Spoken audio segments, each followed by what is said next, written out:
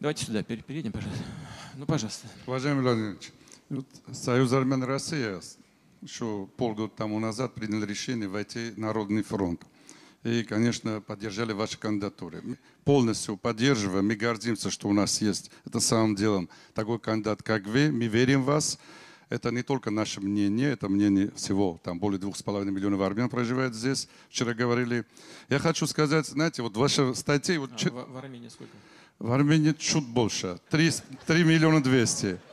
3 миллиона 200. Это по армянским оценкам. Да. А вообще, да, по нашим меньше. Правда. Правда.